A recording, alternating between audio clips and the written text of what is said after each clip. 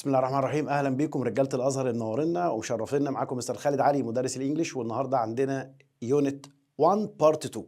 احنا عندنا المنهج الجديد اللي هو جليمس اوف ريفيليشن ومضات من الوحي في منهج الاسلامك لطلاب الادبي ثالثه ثانوي ازهري. رجاله الازهر الشريف اللي فوق دماغنا كلنا يعني. عندنا يونت 1 قسمناه على جزئين. الجزء الاولاني كان فيه اليونت كان اسمه The rightly guided caliphs اللي هم الخلفاء الراشدين، الاربع خلفاء الراشدين اللي عندنا، اللي هو خدنا منه الجزء الاولاني كان سيدنا ابو بكر الصديق رضي الله عنه وسيدنا عمر بن الخطاب رضي الله عنه. عندنا النهارده الجزء الثاني بقى سيدنا علي بن ابي طالب وسيدنا عثمان بن عفان، او بالترتيب يعني سيدنا عثمان بن عفان رضي الله عنه وسيدنا علي بن ابي طالب رضي الله عنه. طيب دايما بتبدا اليونت بتاعنا بالفوكاب، بيبقى عندنا الفوكاب الاول، بعدين بيبقى عندنا بقى الشرح. ندخل في الشرح على طول كده. الفوكاب ده هنقوله في اخر المحاضره كده، هنقرا لك الكلمات ونقول لك كل كلمه معناها ايه. طيب نشوف بقى كده اليونت اسمه ده ذا ثيرد كاليف، اللي هو الخليفه الثالث للخلفاء الراشدين عثمان بن عفان رضي الله عنه. نبدا، يلا بينا.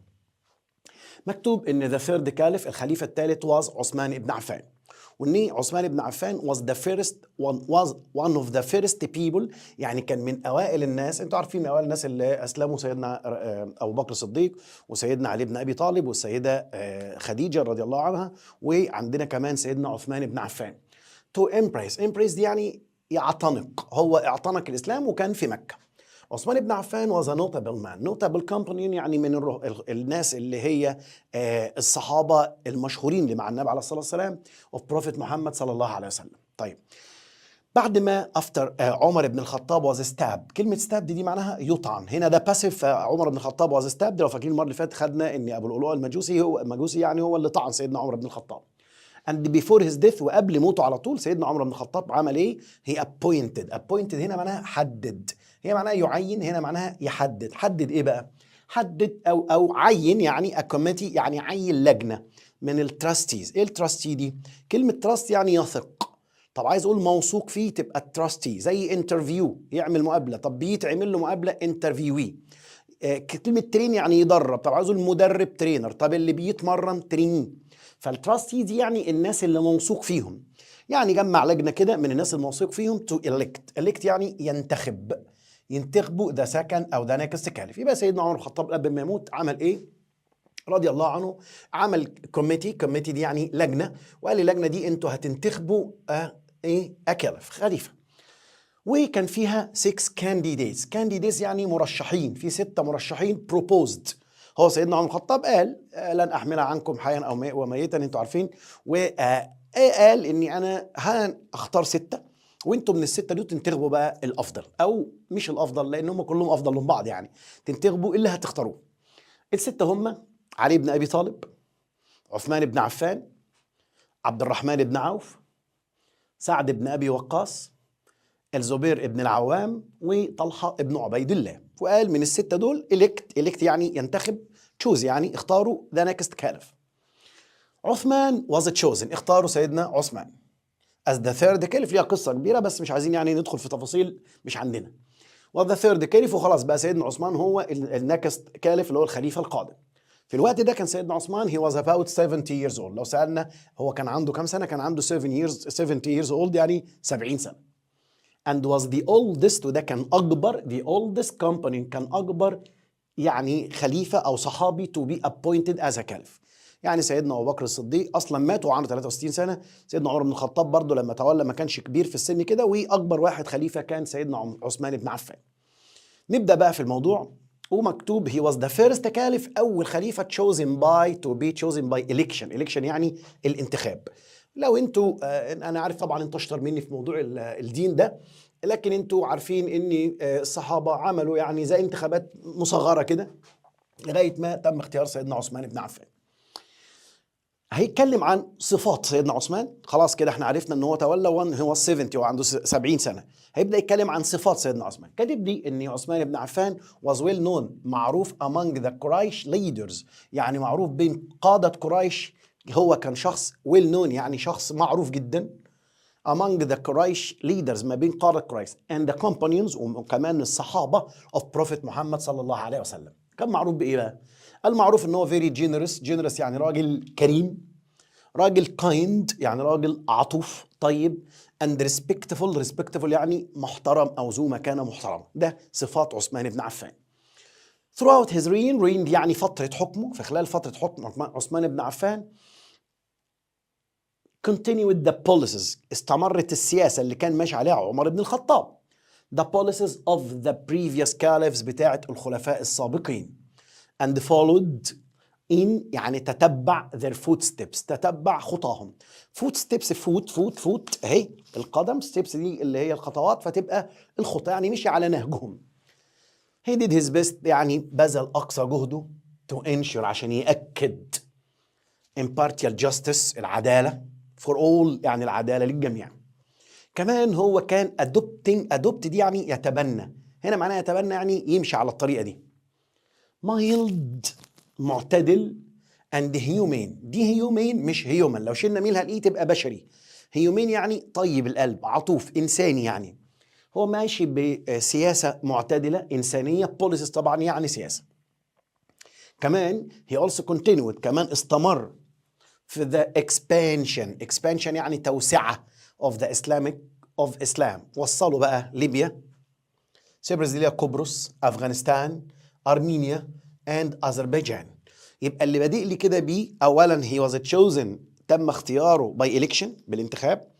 he was elected تم انتخابه when he was 70 years old وعنده 70 سنة.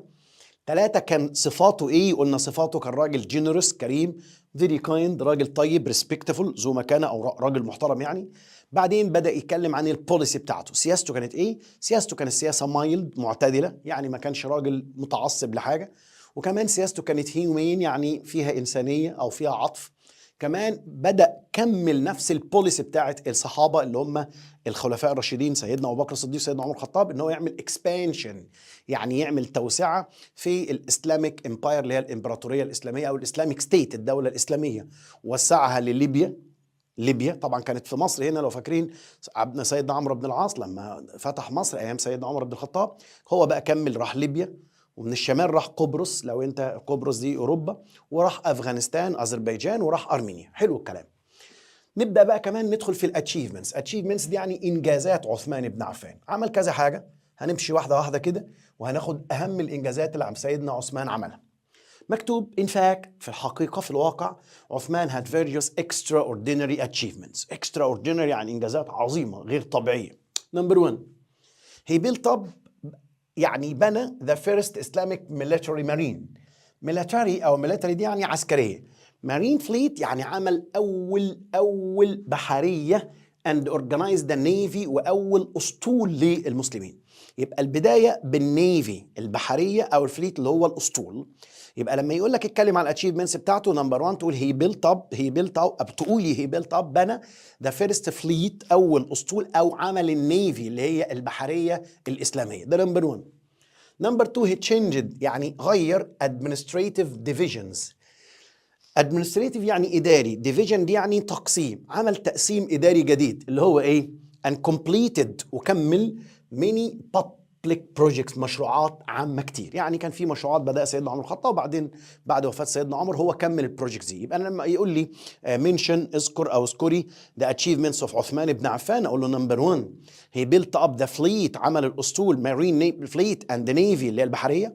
نمبر 2 عمل division administrative divisions يعني تقسيمات اداريه جديده and completed وكمل public projects. نمبر 3 انا شايف دي اهم حاجه عملها. نمبر 3 دي اهم حاجه عملها بالنسبه لنا يعني احنا دلوقتي. كاتب لي بقى ان عثمان بن عفان الحاجه اللي عملها بعد كده ايه هي. نمبر 3 كاتب لي ايه بقى؟ كاتب لي his most significant achievement. most significant يعني اكبر انجاز بارز ليه. significant يعني بارز او واضح، achievement يعني انجاز. ايه هو بقى؟ ده اهم انجاز في التاريخ، في التاريخ. the completion كمل of the standardized version of the Quran in a single codex. يعني ايه ده؟ يعني جمع اول مصحف مكتوب للقرآن، كتب القرآن واتجمع في مصحف واحد اللي لغايه دلوقتي الناس ماشيه عليه، المصحف العثماني. هو ما كانش متشكل اللي هيكمل تشكيله سيدنا علي بن ابي طالب، لكن هو عمل اول standardized version of the Quran in a single codex، يعني عمل اول أول مصحف مجمع في عهد عثمان بن عفان. It became the standard version. خلاص دوت بقى النسخة المظبوطة، النسخة اللي بنمشي عليها. from which copies اتعملت منها النسخ بعد كده ورمين، يعني كل المصاحف اللي جت بعد كده اتنقلت من النسخة اللي اتجمعت في عهد عثمان بن عفان. Number 4 during his reign، أثناء فترة حكمه عثمان بن عفان had autonomous military approach، كان ليه يعني اتجاه عسكري. ايه هو بقى؟ هو ان he delegated military power to his trustworthy. يعني ايه دي؟ delegate يعني يفوض، delegate يعني اختار، عمل التفويض بتاعه للميليتري باور، للسلطة العسكرية، للناس التراستورث الموثوق فيهم، للناس الموثوق فيهم من his kinsmen اللي هم قرايبه، الناس القريبين منه. ده كيس، ودي حاجة which led to more expansion، ده عمل زيادة of the Islamic state في الدولة الإسلامية. يبقى عثمان بن عفان لغاية دلوقتي عامل لنا 4 إنجازات. نمبر 1 النيفي مارين فليت أو المارين فليت والنيفي اللي هي البحرية والأسطول. نمبر 2 إنه عمل البابليك بروجكتس، المشروعات العامة اللي كملها بعد سيدنا عمر بن الخطاب. نمبر 3 the completion of a single Quran codex، يعني عمل مصحف مجمع خلاص في نسخة واحدة. نمبر 4 الاكسبانشن، التوسع في الاسلاميك ستيت. نمبر 5 كاتب لي he gave freedoms، ادى الحرية to the rulers اللي هم الحكام to expand، ان هم يوسعوا. اهي he gave freedom، ادى الحرية to the rulers to expand، ان هم يوسعوا the Islamic territory اللي هي الممتلكات او الملكية بتاعت الدولة الإسلامية.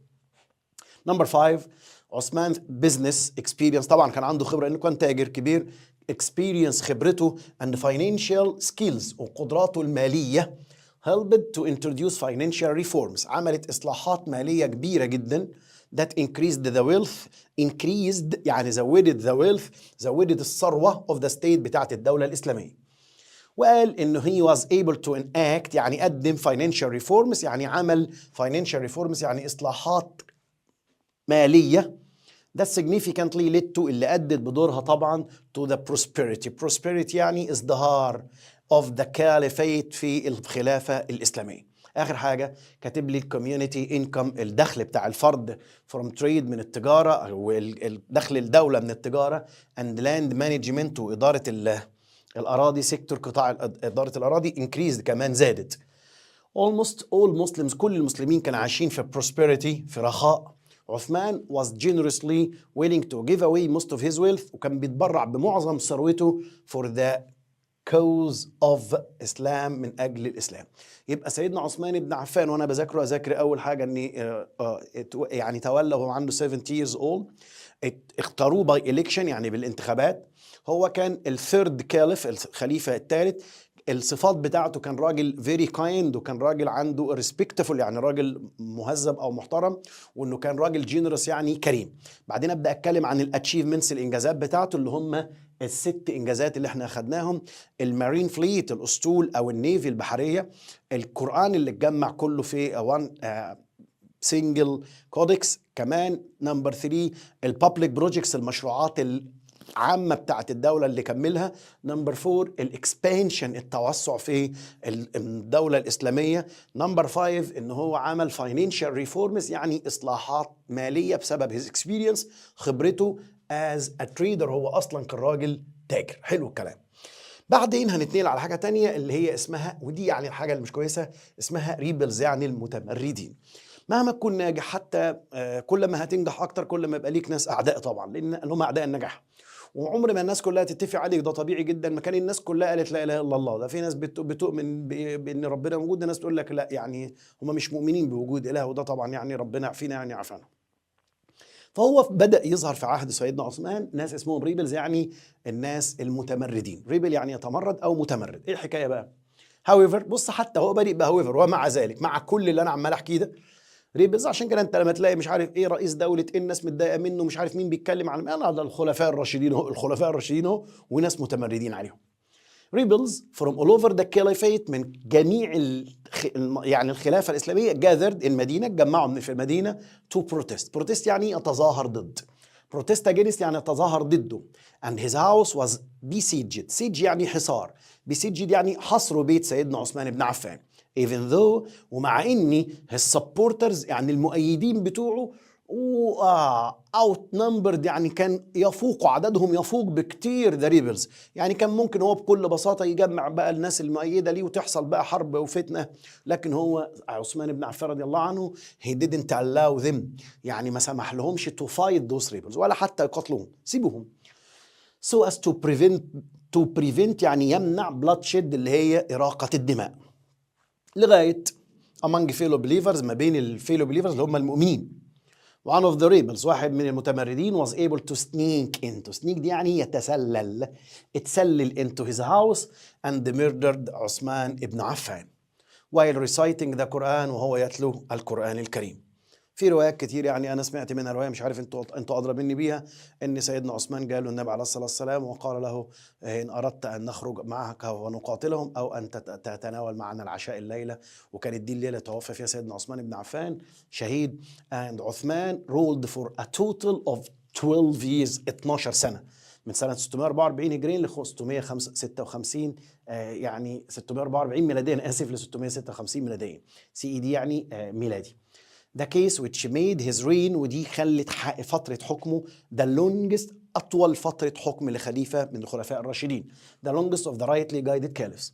The Islamic Caliphate expanded يعني الخلافة الإسلامية وتوسعت في التريوريتي during his reign reaching as far as يعني وصلت من ناحية الشرق الباكستان and as far as west ومن ناحية الغرب وصلت لنورث أفريكا اللي هي جنوب أفريقيا شمال أفريقيا يعني اللي هي قلنا مصر وليبيا. ماشي الكلام.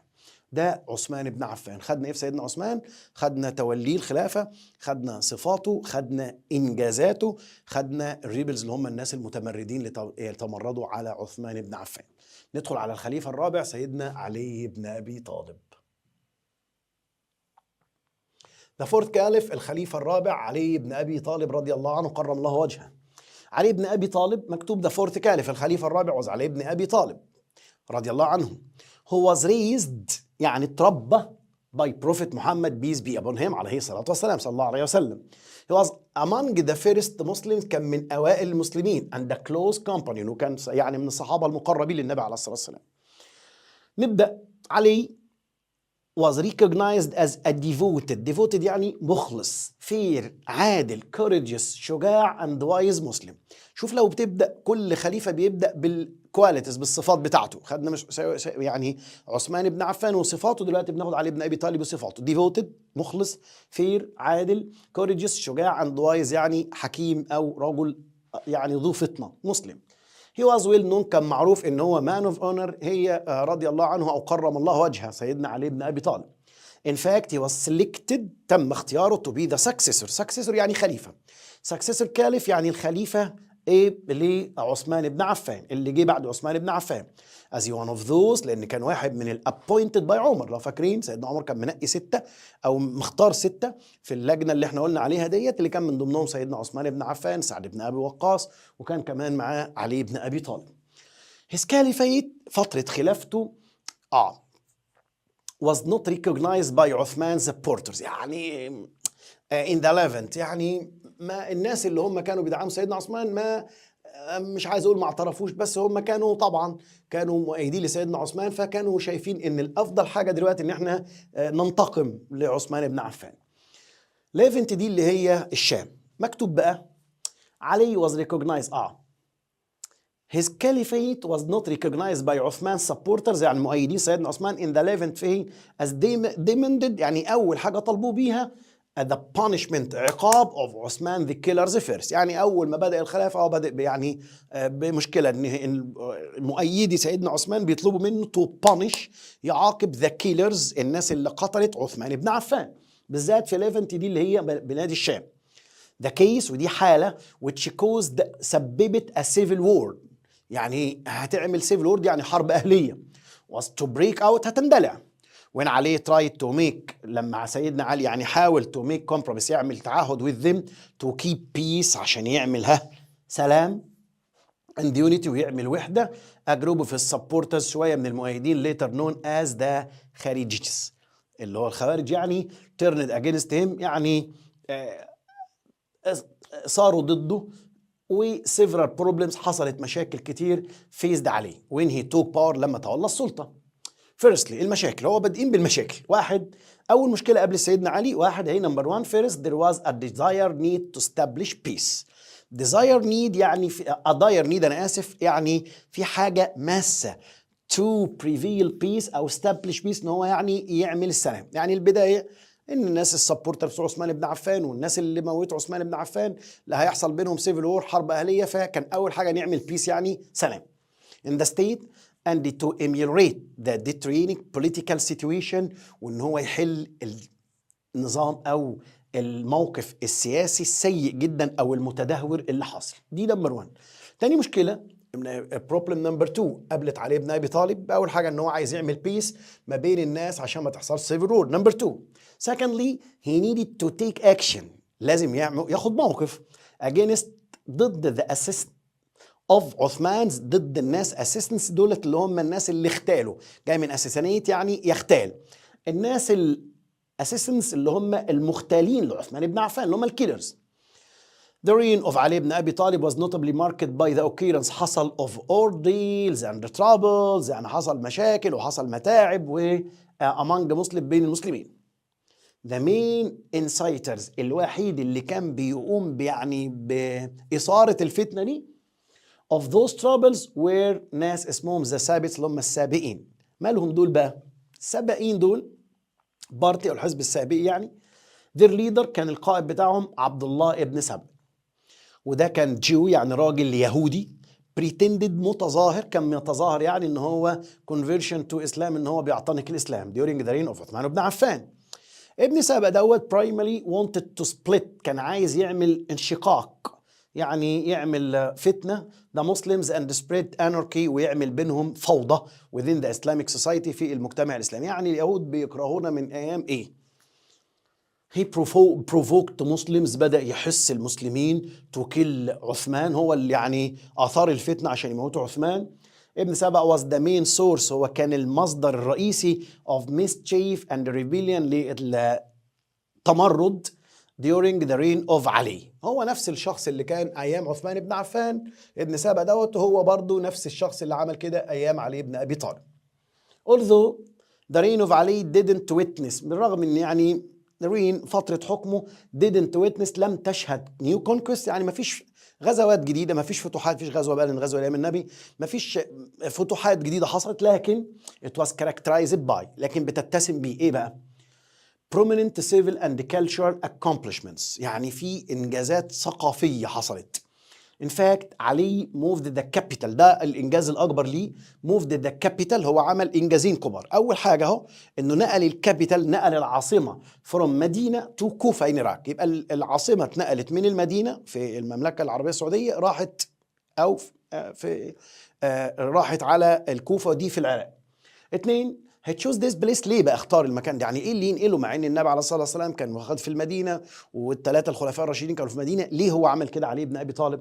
الدوله توسعت، فكانت المفروض تبقى الخلافه في وسط الدوله، يعني ابقى في مكان سنترال، فهو اختار المكان ده ليه الكوفه ليه بالذات؟ هتشوز ديس بليس ديو تو اتس يونيك اند استراتيجيك لوكيشن، بسبب يعني اللوكيشن اللي هو الموقع، اليونيك يعني مميز، اند استراتيجيك اللي هو الاستراتيجي. in the center of the Islamic state، يعني خلاص الدولة كبرت، الإسلاميك ستيت كبرت، فالطبيعي جدا ان احنا عايزين مكان يبقى في وسط الدولة دي، فعشان كده سيدنا علي اختار الكوفة consequently، ولذلك كوفة was a very promising intellectual hub، يعني كانت مركز فكري واعد and destination for those seeking knowledge، وكانت هي الملجأ أو المكان اللي بيروح له كل الناس اللي عايزة knowledge يعني معرفة. وعشان كده حتى سيدنا علي من المعروف عنه إن هو كان يعني بحر في المعرفة. ماشي الكلام. تاني achievements، يبقى احنا كده بدأنا بالachievement الأولاني اللي هو إن سيدنا علي moved the capital from مدينة to كوفة in Iraq. ماشي الكلام، في العراق يعني.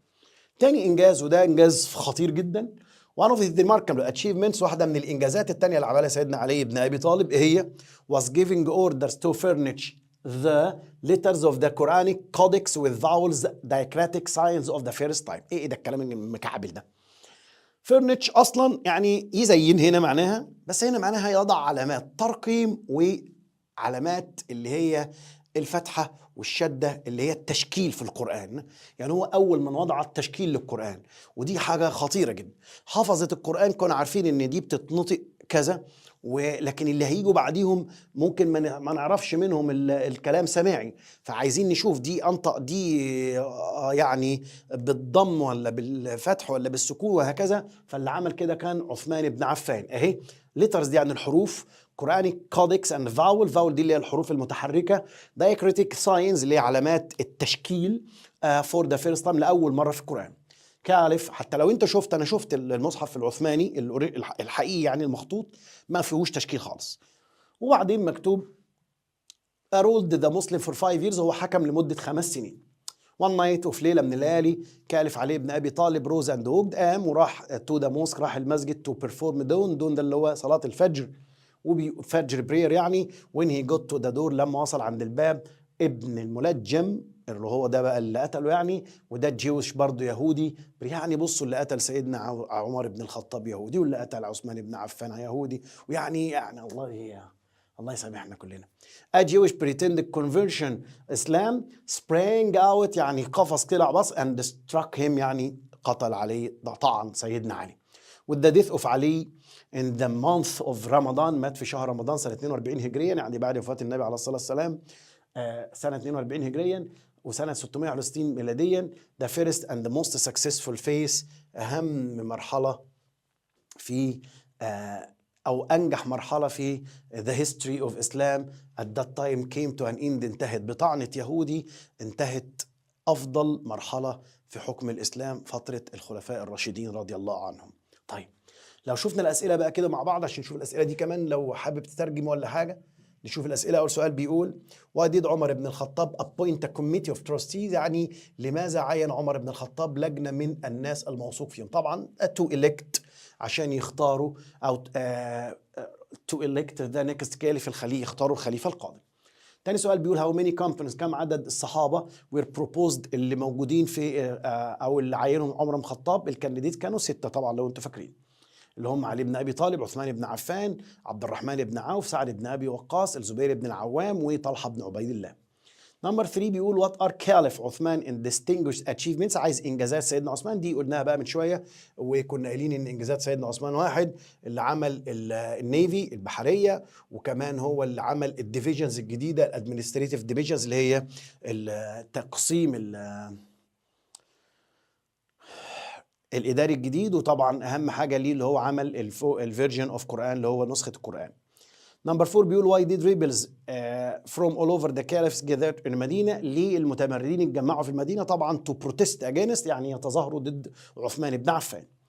why didn't كالف عثمان support us fight the rebels، يعني لماذا لم يقاتل مؤيدي عثمان المتمردين؟ طبعا سيدنا عثمان لو انت فاكر didn't allow them، هو اللي ما سمح لهمش يعملوا كده. ليه؟ to stop او to prevent bloodshed، يعني يوقف نزيف او إراقة الدماء. bloodshed اللي هي إراقة الدماء. نمبر 7 بيقول، لا في نمبر 6 بيقول why was علي selected to succeed كالف عمر كالف عثمان، يعني ليه سيدنا علي بالذات اختاروه؟ طبعا لانه كان من ضمن الستة اللي موجودين اللي اختارهم سيدنا عمر بن الخطاب. اهي he was selected to be the successor of كالف عثمان as he one of those appointed by عمر بن الخطاب. 7 بيقول why do you think علي's election، لماذا was not recognized by عثمان supporters in Levant، يعني ليه المؤيدين بتوع عثمان في الشام ما اعترفوش بولاية علي؟ هم كانوا عايزين الأول إن هو يعني to punish، يعاقب the killers of عثمان. أهي مكتوب لأني as they demanded، يعني كانوا بيطالبوا the punishment، بعقاب عثمان the killers first. What was the main cause، عايزين إيه هو السبب الرئيسي للأورديز and troubles، المتاعب والمشاكل اللي حصلت أو بين الفتن اللي حصلت بين المسلمين؟ طبعا السابتس بارتي اللي هو الحزب السابئي دوت بتاع الراجل ابن سبأ. What was the reigns of علي، عايزين نعرف فترة حكم علي characterized by ايه، يعني كانت بتتميز بايه؟ مكتوب it was characterized by، يعني بتتميز prominent civil and cultural accomplishments، بالانجازات الثقافية أو المدنية، يعني ما كانش في حاجات عسكرية كتير لكن في حاجات ثقافية زي نقل الخلافة وزي تشكيل القرآن. When was the first split among Muslims and the emergence of Sunni and Shia؟ يعني أول انشقاق بين المسلمين حصل امتى؟ وبقى في سنة وشيعة. طبعا during and after the reign of علي ابن أبي طالب، لما المؤيدين والمعارضين بعد مقتل سيدنا علي بن أبي طالب. طبعا كان في بقى قصة الشيعة دي قصة كبيرة يعني. بعدين هتلاقوا ترانسليشن، ودي نعملها لكم في الملزمة، هتلاقوها نازلة معاها الفيديو PDF عشان تكون تتفرج عليه. وهنا هتلاقي ترانسليشن مترجمه، وبرضه هنا هتلاقي ترانسليشن تانية مترجمه. ويا رب تكونوا مبسوطين معانا، وان شاء الله ننزل لكم يونت 2 هينزل كله على بعضه الجزء الثاني في خلال اسبوع باذن الله. وطلاب الازهر فوق دماغنا، وكل سنه وانتم طيبين. وما تنسوناش بدعواتكم. خالد علي، ادعوا لامي وادعوا لابويا وادعوا لي ارجوكم، وادعوا لي بالهدايه، وادعوا لي بكل حاجه حلوه زي ما انا بدعي لكم. يا رب يكرمكم ويوفقكم. كل سنه وانتم طيبين وربنا معاكم.